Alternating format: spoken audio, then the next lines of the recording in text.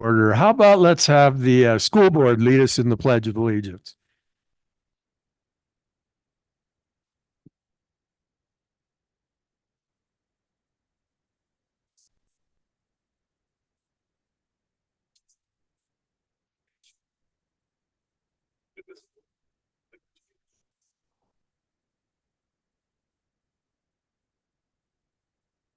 Thank you, boys and girls. Okay, I'll entertain a motion to approve the agenda. Mayor, Councilman Shuttrin. I make a motion, we approve the agenda. Second. Okay, it's been moved by Councilman Shuttrin, seconded by Councilman Berg. Is there any discussion? Mayor, I have a, Go ahead, Councilman. I would like to move item B from the consent agenda to item B in the council action items.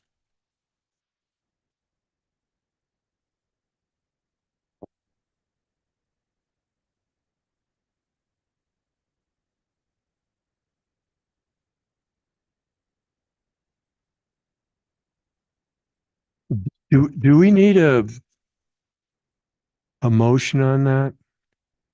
Is that all part of it? Yes. And I'd like to add to that an executive session for legal matters. And so I would like to amend the agenda by moving item B from the consent agenda to item B in the council action item, and also having an executive session on legal matters. Okay, we have those changes in the, are you okay with that? I'll second. Okay. So everybody understand that? We're going to change them. All in favor of the motion signify by saying aye. Aye. Opposed, motion carries.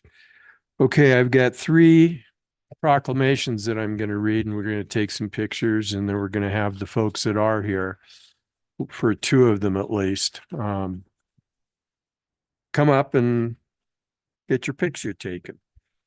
So the first one,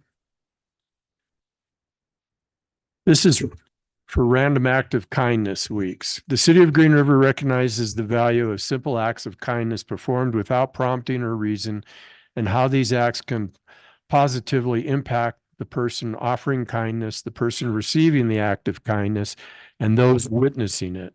Whereas acts of kindness can be performed by any person in the City of Green River, regardless of age, origin, education, gender, religious beliefs, lifestyle, or abilities, for the good around them. And whereas kind individuals can create a more caring community and help to perpetuate genuine acts of kindness within their city, our state, and even throughout the world.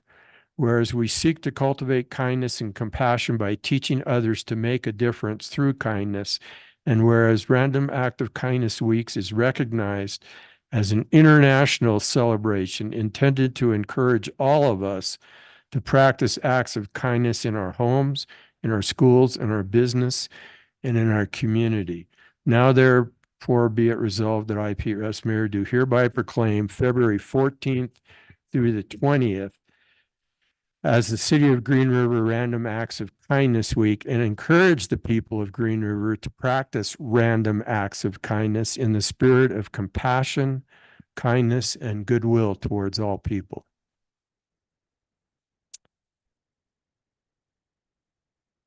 There's nobody here to accept that proclamation, is there? Okay.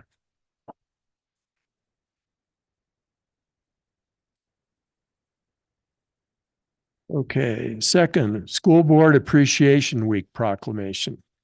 Whereas the Wyoming School Boards Association has declared February 19th through the 23rd, 2024 to be School Board Appreciation Week, a time when all communities can acknowledge the contributions made by our school board members. And whereas the Green River Board of Education is one of the 48 local school boards in Wyoming, which sets policies and oversees operations for public school districts. And whereas the Green River Board of Education embraces the goal of high quality education for all Wyoming public schools, whereas Wyoming's local school board members receive no remuneration for their services, act as advocates for public school students as they work with administrators, teachers, and parents for the betterment of public education. Whereas the Board of Education provides accountability to the public, they communicate the needs of the school district to the public, and they convey to school administrators the public's expectations for the schools. And whereas Wyoming can take pride in its schools, which rank among the nation's best in key achievements indicators, such as the National Assessment of Educational Progress scores. And now therefore be it resolved that I, Mayor Pete Rust, do hereby recognize the services of local school board members throughout Wyoming as we join communities statewide in observing February 19th through the 23rd as School Board Appreciation Week. And I further urge all Wyoming citizens to work with the local school board of education and public school staff toward the advancement of our children's education. Mr. Core, would you like to address the council initially? I sure would. I appreciate the proclamation, and on behalf of the school board, we thank you very much for this proclamation and recognizing the hard work that we do on a weekly or monthly basis. Also want to thank some of these folks are retired, but some of us do have full-time jobs. And one of the things that we wanted to thank is those employers that allow us to serve on the school board. It does take some time, and on behalf of the board, we want to thank our employers for allowing us to serve the community like we have. So you guys want to add anything? Okay, let's have, before we do the picture taking, I'd like everybody to introduce themselves if they would, and just go down the line, and we could start with whoever, okay? I'm Brenda Russa. I am in my 11th year of service. Ashley Castillion, and I'm in my 6th year. I'm Wilson, and I'm in my 2nd year. David Young in my 4th year. Daniel Flum, I'm in my 1st year. And Steve Core, I'm in my 24th year. Amazing. Yeah.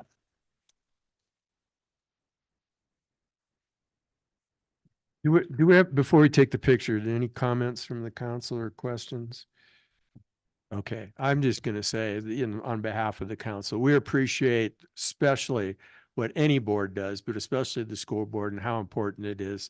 I often talk about when we're talking economic development or anything else, the greatest resource that the city of Green River has is our education system.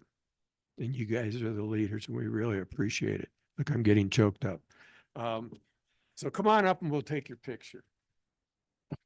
Council, if you guys just crowd up here behind them. And since I have the proclamation.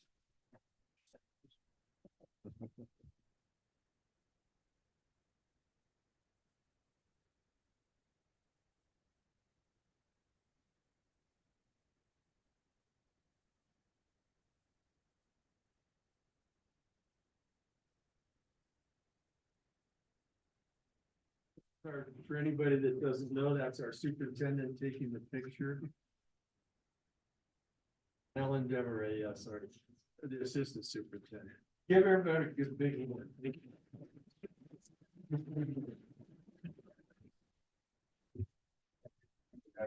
Thank you for your service, guys. Thank you. Thanks, John. Thank you. Thank you So much. Okay, just to let everybody know, we got one more proclamation, then I'm going to call a 1-minute recess. So you guys that don't necessarily want to observe all of your city government in action, you can get home to the TV set.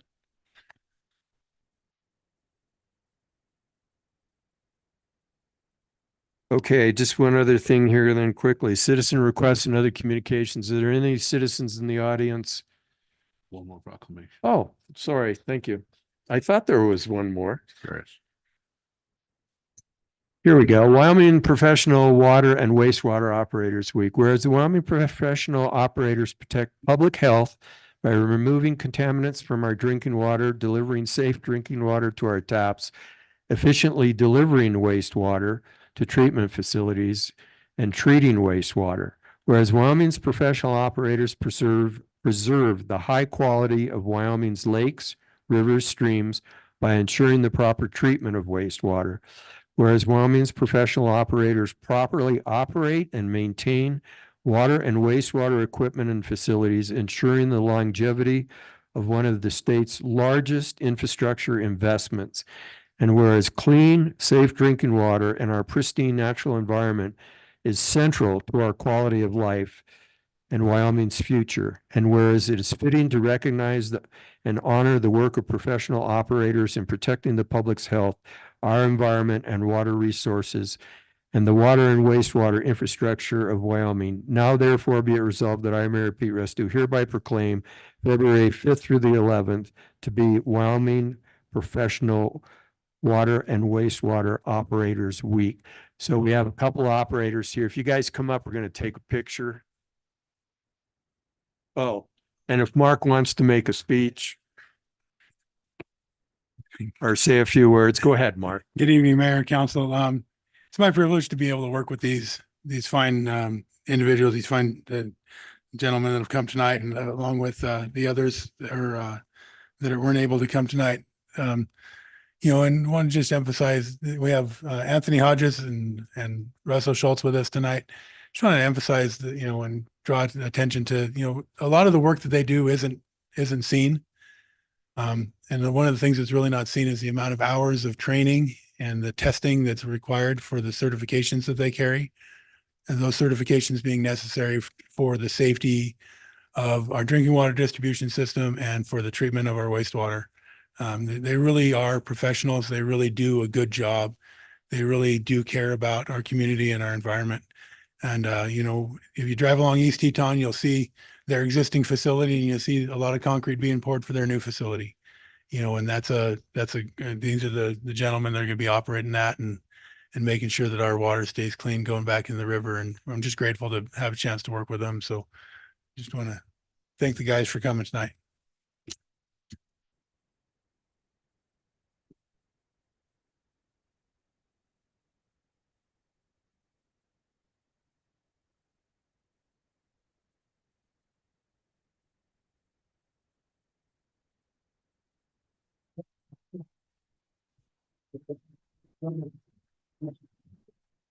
We're going to take a 1-minute recess in case anybody might want to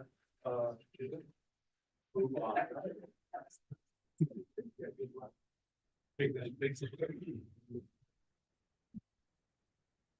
Thank you, guys.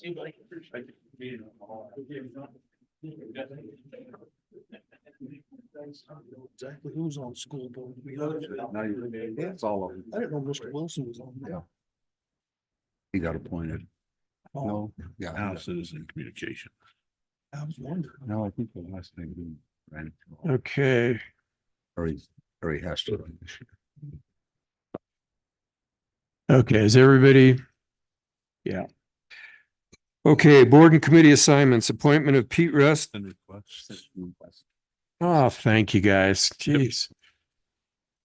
This is embarrassing.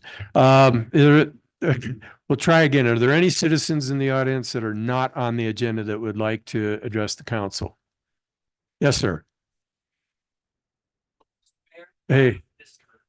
Oh, yeah. Wyoming Cowboys are behind 21-18 against New Mexico when I turn radio off. Is it in New Mexico or is it in Yeah, New Wyoming? Mexico. Cheaters. Sure, it's on TV, but my name is Kevin Kinney and I live on Elk Mountain Circle. The mayor's been to my neck of the woods a couple of times.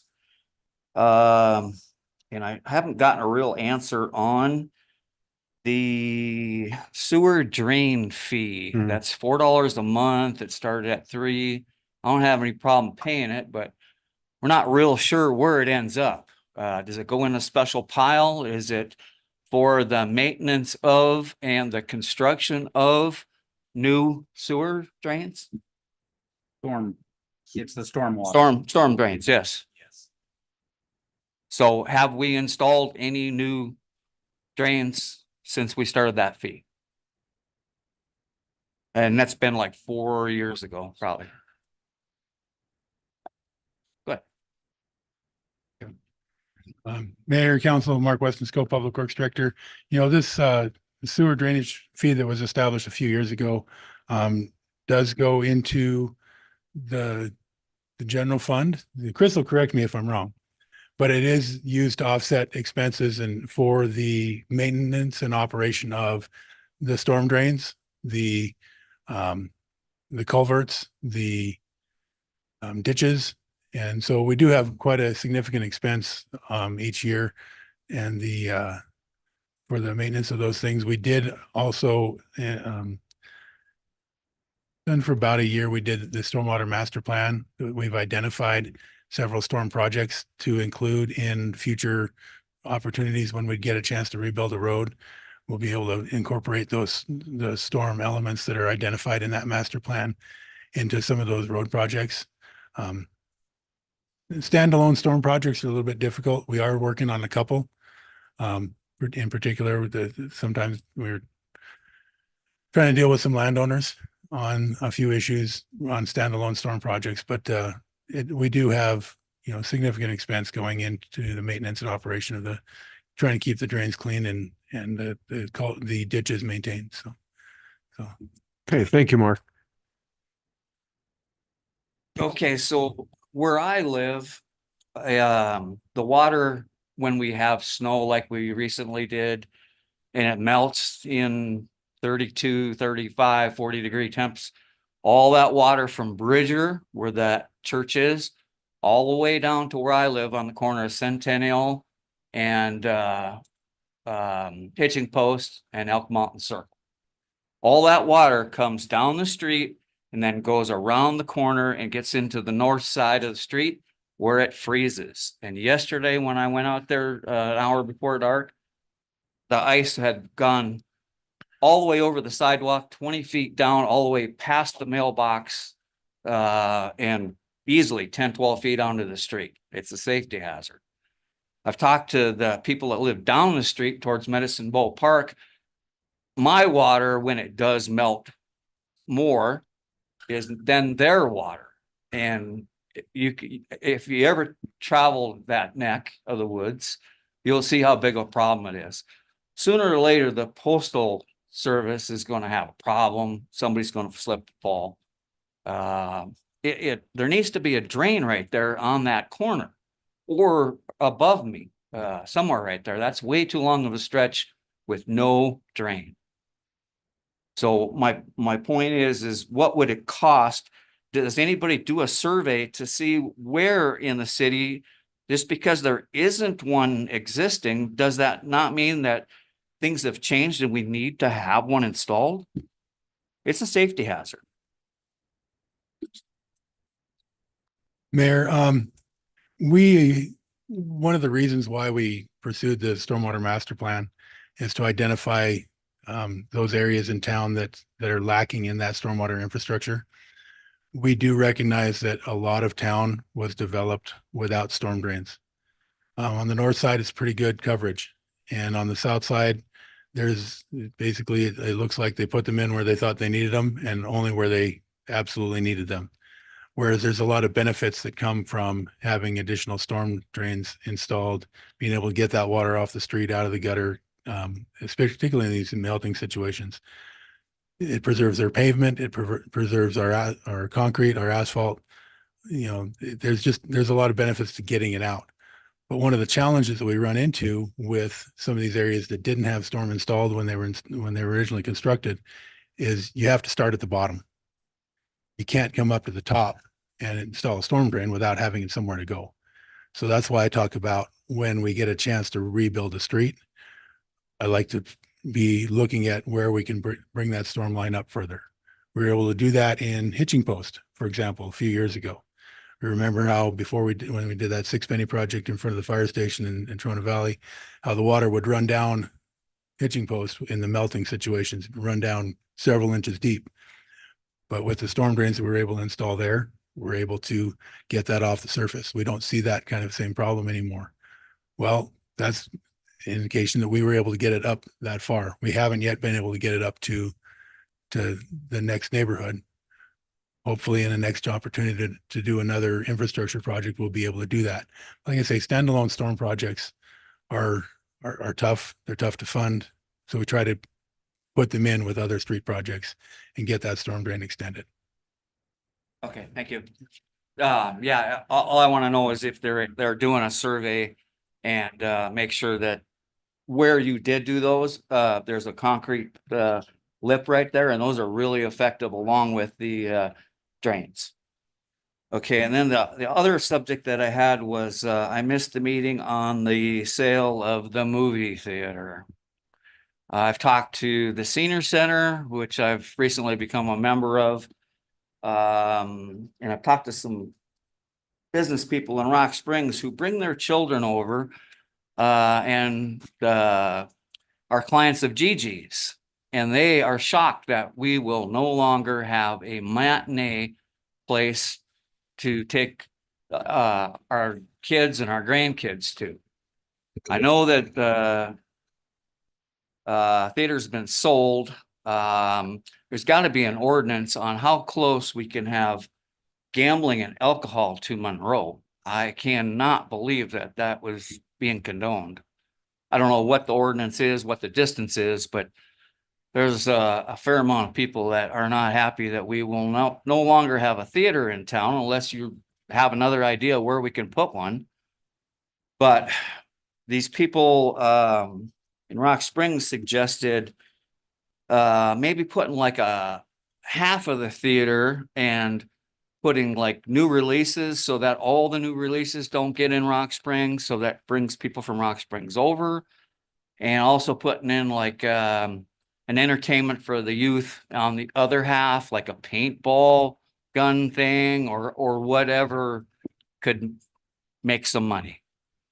I don't know if that's water under the bridge or if it's a done deal, but it's shocking to me, you know, as long as Green River has been a city, we've probably had a movie theater, and it becoming someplace that serves alcohol and is going to be set up for gambling is not best use in my mind. The only comment that I would make is that lots of people, I can tell you my wife feels the same way, not about whether the gambling or anything else, the lack of the movie theater. It's private business. It's a private building. It's sold, and whoever uses it, you know, can determine the use of it within zoning, or they can, you know, come to the city and discuss zoning or anything else. And you know, that's part of the free market system, basically. I understand that. When that subject came up and was in the paper, it was really, really vague on what was going to be proposed. I don't think they know what they're going to do yet, is what they told us. You know, they wanted a liquor license because they had the opportunity to apply for a liquor license, and they meet the qualifications for that.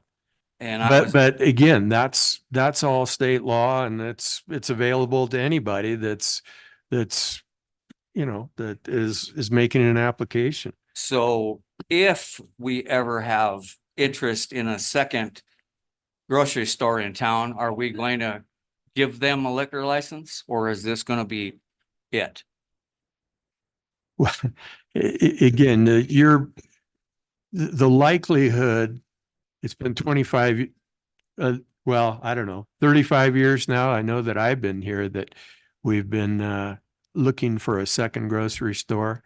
It's the one of the main interests of the city. I've traveled to Idaho to headquarters of Ridley with people. I've been to IG and all kinds of other places, and they won't come. And what and this is just a generalization, but until we reach 15,000, that's a market target for these kinds of businesses. When they reach 15,000, when our population becomes 15,000, then we get on their map. Radar. Otherwise, they're not coming. I mean, they're particularly not going to come, you know, when they're competing with 3 different grocery stores in Rock Springs, and they don't have to, which is quite frankly, the same thing, Kevin, in terms of it's what happened to the movie theater. You know, we complain about that we don't have stores and we don't have now a movie theater, we don't have a grocery stores, and we go over and shop in Rock Springs. And then our businesses don't do as well. We don't support our own businesses. I agree. Just my comments. That doesn't, that's not addressing city Well, policy. And that's why I was part of the reason that we didn't get Rock Springs people to come to Green River is because all the new releases were in Rock Springs. We could have worked with them a little, I think. But I know my wife and a lot of her friends would take the grandkids to the matinees. And that was part of the summer school project. That was one of their outings on a regular basis was to go to the theater. Yeah. And again, the people of Green River, as far as the city, we don't determine what movies are going to be in a movie theater. But I understand your point. Go ahead, Councilman. I just have one comment so that you understand. That was an economic decision. I know the person that was managing it. That person now lives in Laramie and manages the movie theater in Laramie for those people. The reason it was closed is because they was losing money. And the city has nothing to do with that. Right. And that's why it was closed and that's why it was put up for sale. It was a big facility with very little clientele, and that was where subdividing it, into another GG's or something like that would have created some constant revenue. If the business owners chose to do that. You're right. You're right. I mean, I agree with you 100%. We all are disappointed that we don't have a movie theater, That's definitely. and my opportunity to go to a movie theater once every 3 years, like I do, has been taken away. Well, I mean, normally when I went, I'd fall asleep because they shut the lights out. I was done. that's because of your age, Kevin. That's I know something, that. that's something different. Well, hopefully that we can figure something out. I don't know if it's a done deal for sure or not, but there are some things that could happen. I'm surprised that the school district wasn't approached and maybe have some funding to help with like the matinee program or something. Mhm. There's other ways that we could work with them, but I appreciate your time. Thank Okay, you. thank you, Kevin. Go Thank you. Folks. There you go. Okay, now, and I'm going to watch everybody to make sure that they don't go, no, you missed this one. These guys don't, you don't want to, do you? No, I know what they're here for. So board and court committee appointments, appointment of Pete Rust to the Green River Historic Preservation Committee. And it says here, Pete has volunteered to serve on the Green River Historic Preservation Committee. If there's anybody in the building that would like to do so, we did put a note out asking for volunteers. I also put a note out to the council asking for volunteers. And we got no volunteers, so I volunteered, not because I want to be put on another committee or need to be, but I don't have a problem with it. And I believe in what the historic preservation. So it's not a big issue. I think it's important to have a group looking out for our historic buildings and I have some experience with that. So with that, we'll entertain a motion. Mayor, Councilman Berg, I move to confirm the appointment of Pete Rust to the Green River Historic Preservation Commission beginning February 6, 2024. Second. okay, moved by Councilman Berg and seconded by Councilman Shetron. Is there any discussion? Seeing none, all in favor of the motion signify by saying aye. Aye. Opposed, motion carries. Council action items. Item A, consideration of an agreement between the state of Wyoming, Office of the Attorney General, DCI, and the City of Green River Police Department. Chief? Thank you, Mayor and Council. Sean Strelickson with the Police Department. The Division of Criminal Investigation currently operates a division that investigates internet crimes against children. Unfortunately, they are often overwhelmed due to lack of manpower. So they've started a task force to utilize local law enforcement to help them investigate these crimes. they've asked us to participate and have developed an MOU just to define that agreement. So we would greatly like to participate in that. We don't currently help investigate those crimes because we don't have the equipment to do it, but they're going to supply that for us to be able to help. They will also pay overtime for any overtime that's incurred. So it's kind of a win-win situation for us. And that role for us will be filled by our juvenile detective, Martha Holzgraf. So just here tonight asking you to approve the MOU. Okay, does anybody have any questions for the chief? No. Okay, thank you, chief. We appreciate it. So I'll entertain a motion. Mayor. Councilman Kilpack? Or Shetron? We'll go down the line. I move to approve the agreement between the state of Wyoming, Office of the Attorney General, and the Division of Criminal Investigation and the City of Green River Police Department for the Internet Crimes Against Children Task Force Affiliate Program and authorize the mayor to sign the agreement. Second. Okay, it's been moved by Councilman Shetron, seconded by Councilman Berg. Is there any discussion? Again, seeing none, all in favor of the motion signify by saying aye. Aye. Opposed, motion carries. Okay, item B is approval of the 24-hour liquor license. Go ahead, Chris. Good evening, Mayor and Council. So every year, the state statute and city ordinance allows for a certain number of days where the alcohol can be sold 24 hours a day. Otherwise, our ordinance has a prohibited sale from 2 a.m. to 8 a.m., I think what it is. So these are the times the Liquor Association gets together. They pull all the liquor establishments and ask them what days they would like to and come to consensus that I know of. And these dates have not changed in the 20 years I've been here. They've almost always been the same dates that I've been here. This has been the same process we've done. Again, it is allowable by state statute and by city ordinance, and it does have to come before the governing body for final approval. So I'll entertain any additional questions if you have any. Okay, thank you, Chris. Councilman Kilpack, I'm assuming since you asked to have this moved, you might have a comment or something? Yes. The reason I asked to have that pulled out of the consent agenda is because I was approached by a physician in the area that was very concerned on why a liquor license or liquor could be sold for 24 hours and why they don't just stay on the regular time periods that they have right now. I knew what you'd say, and I knew that was the answer, but it was important that the public understands why that can be done. Now, we as a council can disapprove that. We don't have to allow it.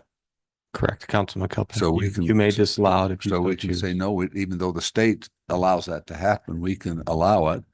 And so his concern is actually his exact words, it's kind of silly to drink alcohol for 24 hours for 3 days. And so I promised him, and if he's listening tonight, which I think he is, that's the reason why it's allowed. But we can, but with it being in the consent agenda, there's no discussion, so we couldn't talk about it. So that's why I brought it out. Fair enough. So that's the reason. Okay.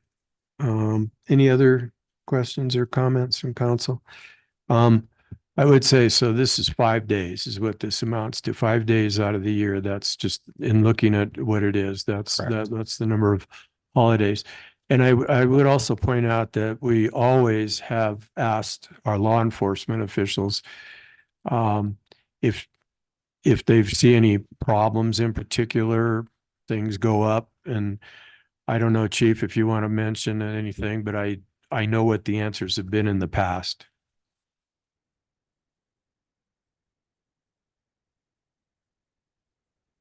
When it comes to alcohol, we kind of assume there's going to be issues. It just kind of goes with it. Generally, with these types of things, whether they become a problem or not has to do with the amount of help that we get from the venue that's that's doing that type of evening. Generally, they're not any worse than anything else. We prepare for it. Over the last few years, I can remember when I first started here, we would have people drinking until 5, 6 in the morning at the bars. Sometimes they're shut down at midnight now, even though they do these nights. So for us, it's just part of the game. It's not anything different than what we do. And if we think it's going to be harder than usual, we will address that. We'll have more uniformed officers out working those nights, which we generally do anyway for a couple of them. So. Okay, thank you. I just wanted people to also hear what law enforcement has to say about this. Anything else, council? Okay. So do we have a motion? Well, if we don't make a motion, then it fails and they can't do it. Okay, I'll entertain a motion. Mayor, Councilman Chatron. I move to approve the special 24-hour bar openings requested by the Green River Liquor Association for St. Patrick's Day, Saturday, March 16th, 2024, Flaming Gorge Days, Friday, June 28th, and Saturday, June 29th, 2024, or the Friday and Saturday that will go with Flaming Gorge Days when scheduled Halloween Saturday, October 26th, 2024, and New Year's Eve, December 31st, 2024. Okay, we have a motion. Do we have a second? Okay, we have a motion by Councilman Chatron, seconded by Councilman Williams. Any further discussion? All in favor of the motion signify by saying aye. Aye. Opposed? Aye. 4-1, was that correct? Okay.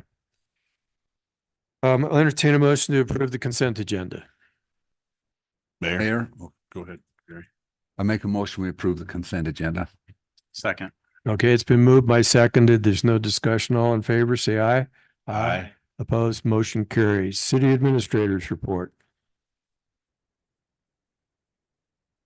Just a reminder that we're having our goals workshop on Saturday from 9 to 2. We'll have, it'll be set up down there. It'll be council and some of the staff that will be there. We'll have everything outlined. There'll be some food served as well, just FYI, and coffee and that kind of thing. So hopefully we'll get through that session and move us on the direction of getting some of these goals moving forward. And that's all I have. Thank you, Reed. Mr. City Attorney, does anybody have any questions for Reed? Mr. City Attorney. I have no report tonight, Your Honor. Okay, thank you, Galen. Anybody have any questions for Galen? Okay, who would like to start? Councilman Kilpack. I have a number of questions I need to ask. It's in regards to the rec center and some of the problems that have been aroused that have arisen in the last little while. What I'm really concerned about is the pickleball club. And right now, as I understand it, and Katie can tell me if I'm right or wrong on this, that right now the pickleball club has the rec center reserved from 9 till 12 to do pickleball, Monday through Friday for 5 days. And according to the Parks and Rec information on reserving the rec center, there is a $20 fee per quarter to reserve that rec center. And they're in there from 9 until 12, and they use 3/4 of the gym, and they do not pay for that. They should be paying $60 an hour for that. And so my concern is, why are they not having to pay for that? And if I go up and have a birthday party for my grandkids and I take 1/4 of that rec center of the gym for 2 hours, I have to pay $40. Why do they get away with it and I don't? That's a major concern of mine. And actually, they've been doing this now for the last 4 or 5 weeks. And so they should be paying a minimum of $180. And that's a day. And that's not being done. So that's $180 a day that we are losing at the rec center. I'm not mad at you, Katie, at all. This is just a fact of what's happening. And right now the city subsidizes the rec center 70%. And so if you take $180 a day, multiply that times 5, which I haven't done that, I could real fast, 900, and multiply that times the last 5 weeks, that's a lot of money. And so I don't think it's right that they can come in and be in that rec center from 9 till 12 without paying like everybody else. When the karate club comes in and does their tournament, the karate club pays $1,000 to do that tournament. The pickleball club had a tournament, I think it was 2 weeks ago. And they came in and they reserved the entire gym from 8:30 till 12:30. And in fact, they went beyond that. They went 45 minutes beyond that.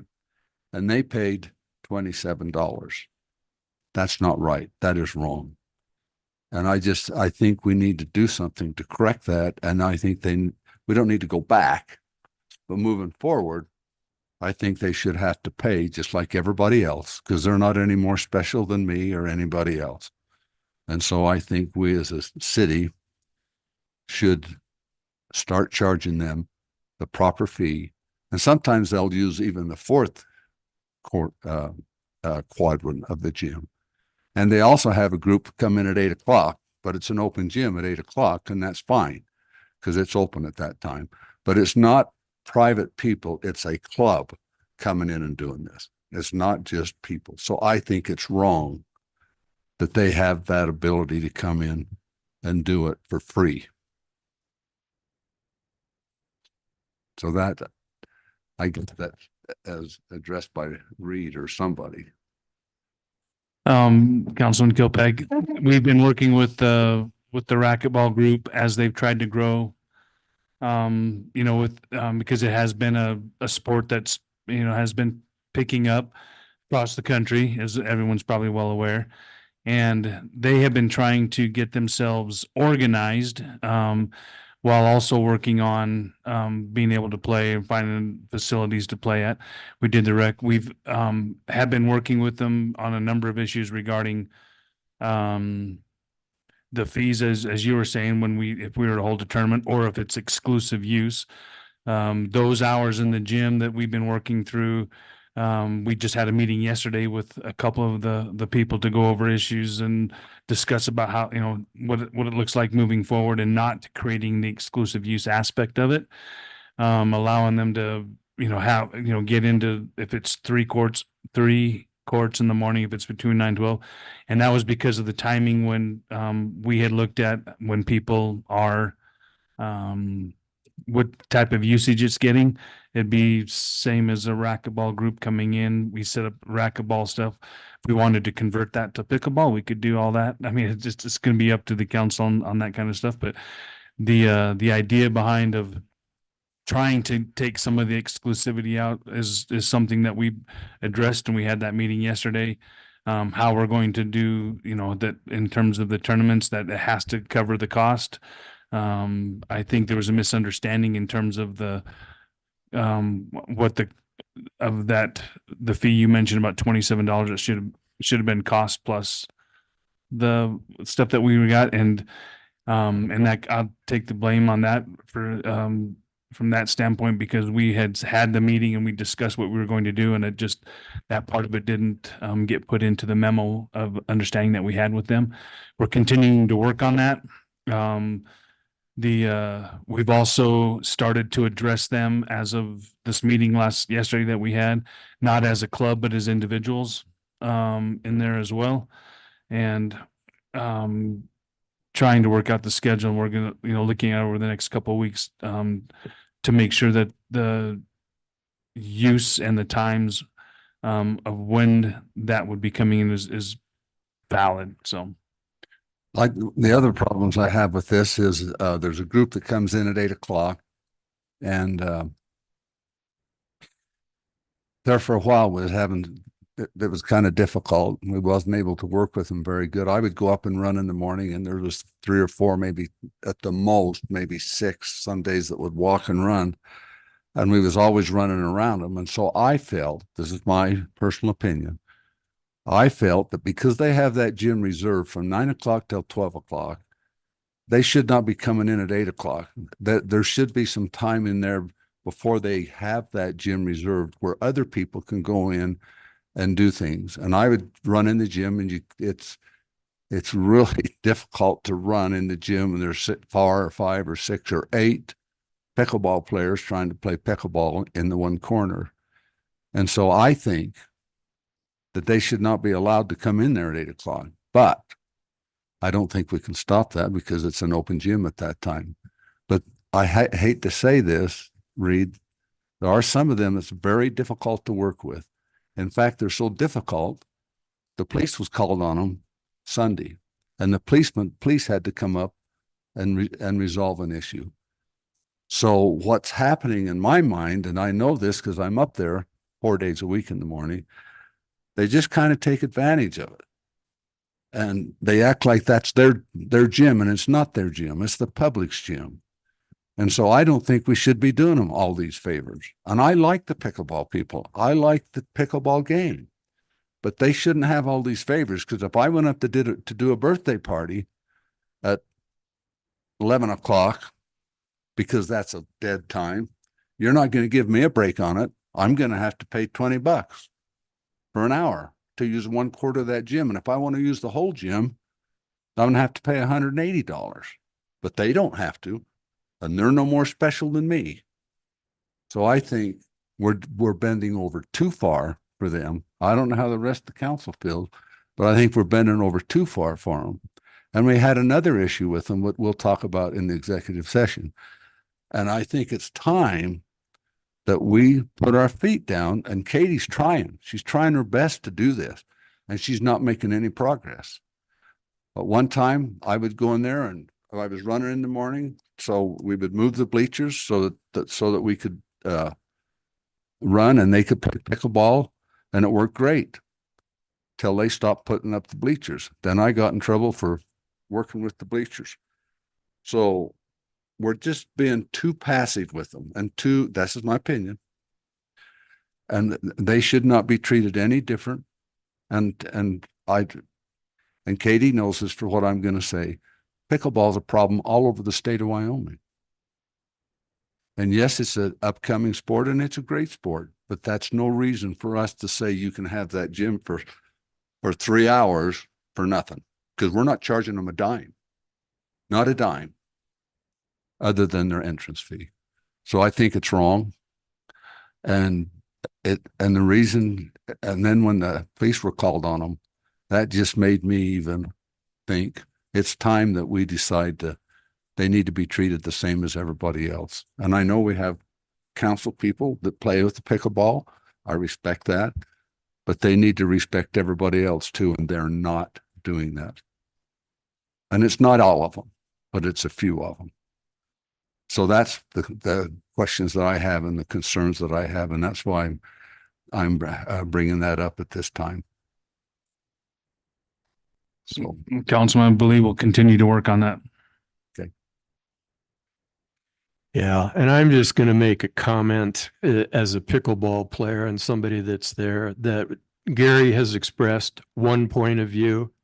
There's other points of view that are completely different from what he has to say. And they would present a completely different picture. And quite frankly, the biggest mistake the pickleball players did is try to organize so that they can communicate and work together. Because if they weren't a club, they can come in and do anything the same as anybody else. It's the same thing. So anyway, I think there's, all I want to say is there's one side that's been presented, and that's all. There's another side too. And it's a completely different story, completely different. With that, go ahead, Counselor. Yeah, I'm kind of curious. This is the first I've heard that they don't pay no fees and stuff like that. I mean, I was just kind of curious on this one, since they are a club and stuff, and do we require them to have insurance to participate at our facility?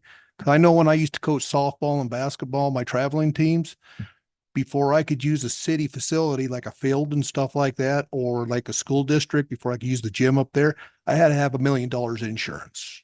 to cover stuff. So I'm just kind of curious if we're letting it kind of slide there. Are we letting them slide on the insurance part of it too? Councilman Williams, that was one of the question or one of the things that we brought up in the meeting yesterday. Based on, internally in terms of if they are going to do the exclusive, having to have that insurance as a club. I mean, same thing we do, on some of the other ones that would have that. And one of the things that we had discussed, and they don't have exclusive use at this point.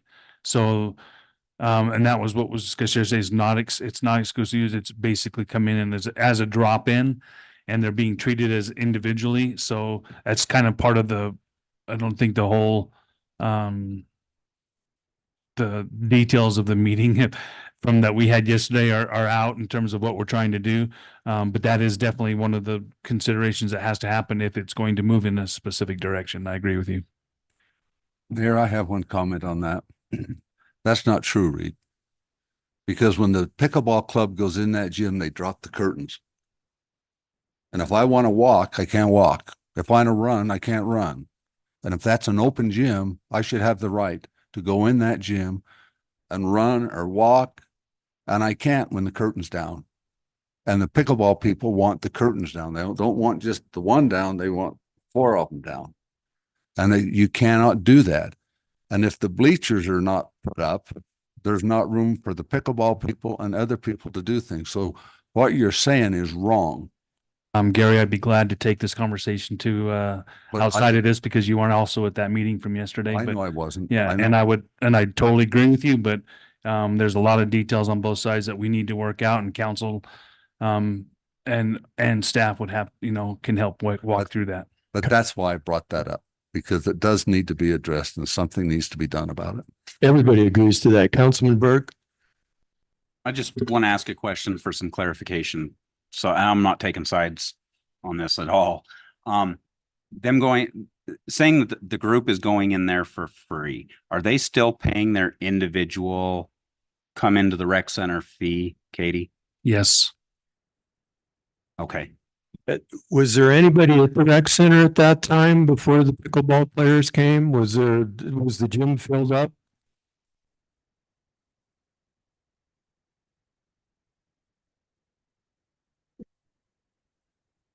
Evening, Mayor and Council. Katie Blood, Rec Center Supervisor. I don't know which day in particular you're referring to.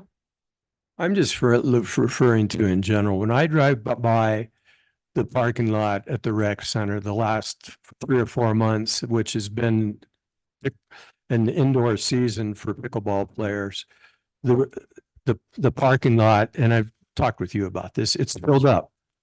There's a lot of use of the rec center. Prior to that, it was empty. There weren't people there. When pickleball started to play at the rec center, there was 2 people most of the time, 2 people during a particular time. That was Gary and his daughter jogging. And for most of the other hours that they're playing, because it's in the middle of the morning and people that are retired are there, but not other people. You've got some weightlifters and other things. And you can walk around the gym. People walk around the gym with the curtains down. And personally, the pickleball players would just soon not have the curtains down. They would like to work another solution. Mayor, can I make a suggestion? Yeah, we're going to be talking about this. We've been meeting. We're going to talk about it a little bit in executive session because there's some issues apparently the councilman wants to bring up. But there's an ongoing desire by everybody to work together so that we can all use the facility. And I think it's going to take some equipment. It's going to take some compromise. It's going to take some change in schedules.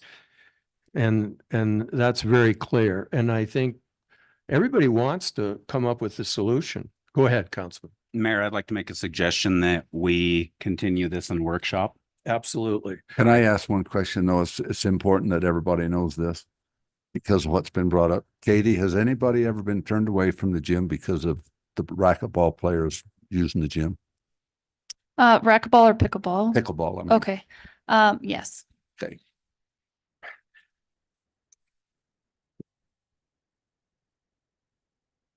So I think do you guys agree we should take this up in a workshop? Okay, Agreed. thanks, Katie. More productive. Thanks, Robert.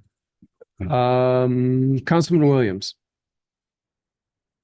I just have one thing here. I've been talking to a few people here a couple days ago about the road here between City Hall and China Gardens, about the speed limit there. And I know I brought this up last year, and the city was gonna do an assessment on it to see if it meets lowering the speed limit there. Because, it's a one straight shot from here all the way down to China Gardens. There's no stop signs in between or nothing. So and people are concerned because people are going above the speed limit through there, and they like to see the speed limit lowered to 20. And also one of the guys brought up, which makes kind of a lot of sense, on North Third East, it's if they could just reverse that stop sign, they could turn around and put the stop sign facing like they do on the west side of Second Street. Every other street has a stop sign to slow the traffic. If we would do that on Third Street, just switch the signs around that easy, it might start helping out the traffic on North Third East. Because on the west side, every other street, like Fifth Street has one, 7th Street, and First Street on the west side. So it's every other street. And now, but here it isn't. It's just one straight shot. You can get going from China Gardens all the way up, and you're not going to stop until you hit First. So they're just saying reverse that sign. It might start slowing the traffic down a little bit. And I thought it was a good idea. So I thought I'd throw that out there. And we'll bring that up in traffic committee. That'd be good. A good one. Yeah. Is that all, Councilman? Okay, Councilman Shuttrin. I guess on a lighter note, with the recent snow and stuff we've had, I'd like to challenge everybody with the discussion with the random acts of kindness to watch out for your neighbors this weekend and the upcoming storms. Make sure you don't see anybody struggling out there, or help somebody clean the walk, clean the streets, and watch out for one another. That's all I got. Good comment. Councilman Byrd. Before I butcher the name, Mark, can you tell me what the name of the contractor that's doing the wastewater treatment plant is? Odell.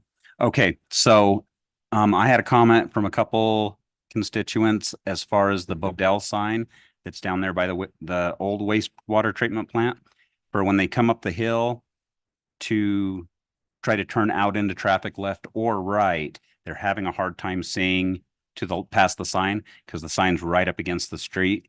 And they suggested even if we could talk them into just moving it back even a foot and a half, they wouldn't have to, they're having to ease their vehicle out into traffic almost to see around the sign. So if you could even just check with the people that possibly are working down there at the wastewater treatment plant, if they're seeing that issue pulling out into traffic from there. And that's all I've got. Thank you, Councilman Berg. And I don't have anything, so I'll entertain a motion to adjourn to executive session for legal matters. Mayor, I make a motion that we adjourn to executive session, and I would like the chief of police to be there, please. Second. All in favor of adjourning, signify by saying aye. Aye. Opposed, motion carries. I don't expect we're going to take any legal or any action. So for anybody that wants to hang around and see what's going to happen, there won't be anything. Yes.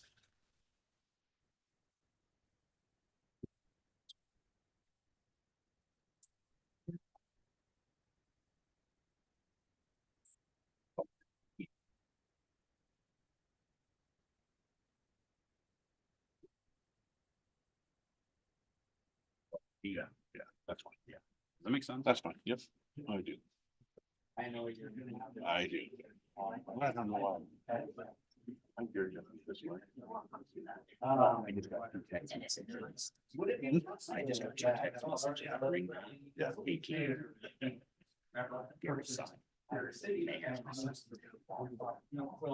Well, that's why we need to work.